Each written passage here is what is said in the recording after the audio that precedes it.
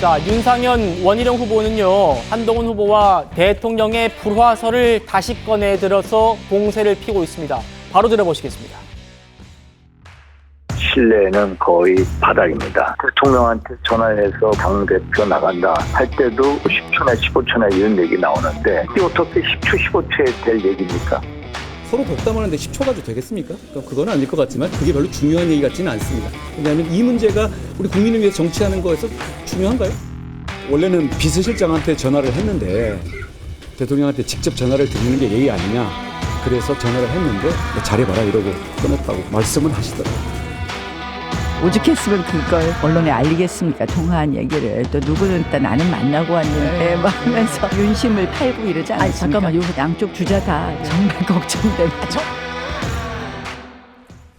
해병대원 특검법 문제가 어떻게 당정 관계로 이어지느냐. 그러니까 이 두 후보가 한동훈 후보와 대통령의 관계가 매끄럽지 못하기 때문에 한동훈 후보가 이렇게 해병대원 특검법을 들고 나선 것 아니냐 이겁니다. 강전혜 변호사님, 네. 오랜만에 나오셨는데요. 그런데 위원장 한동훈 후보는 이렇게 반박했습니다. 덕담하는데 10초 갖고 되겠느냐.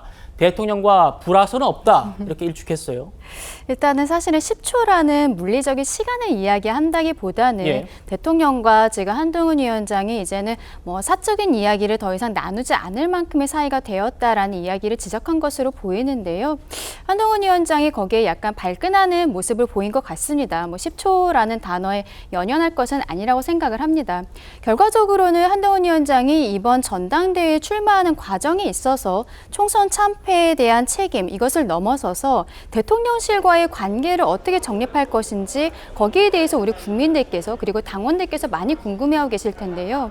지금으로서는 한동훈 전 위원장이 조금 스탠스를 정하지는 못한 것 같다라는 생각이 듭니다. 네. 대통령과 어쨌든 통화를 했었다, 뭐 10초 정도는 아니다라고 이야기를 한 부분, 그리고 특검법에 대한 이야기도 사실은 조금 글쎄요, 제 개인적인 생각으로는 대법관이 뭐 추천을 하는 형태 뭐 이야기를 했지만 약간은 좀 가운데에서 이야기를 하려는 듯한 모습 보인 것, 그리고 김건희 여사에 대한 특검에 대해서는 또 부정적으로 이야기한 것들, 이런 것들을 보면은 앞으로 남아있는 한 달의 그 전당대회 선거 기간 동안에 어떠한 모습 보여줄 것인지 지켜봐야겠지만 지금으로서는 선명성은 조금 떨어지지 않나 그렇게 보입니다. 알겠습니다. 제가 취재한 바로도 한동훈 후보와 대통령의 통화가 그락 길지는 않았지만 10초, 15초 이렇게 이렇게 나올 얘기인가 싶긴 합니다. 김진욱 대변인님. 그럼에도 불구하고 지금 전당대회 선거전 초반부터 대통령과 관계가 친하다. 통화 얼마나 했느냐. 심지어는 한동훈은 통화만 했는데 나머지 후보들은 다 가서 만났다. 뭐 이런 얘기까지 나와요. 어떻게 보십니까? 지금 이게 근본적으로 왜 자꾸 중요하게 다뤄지냐 하면요. 뭐 물리적인 시간이 10초냐, 15초냐, 20초냐 이게 뭐가 중요하겠습니까?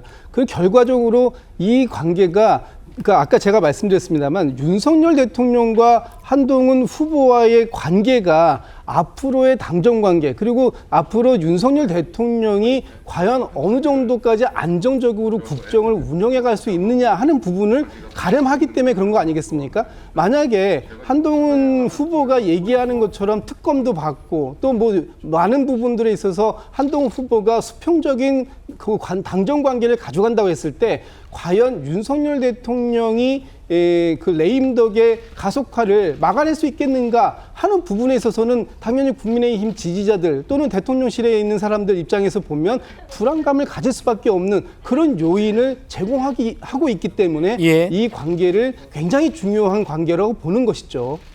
알겠습니다.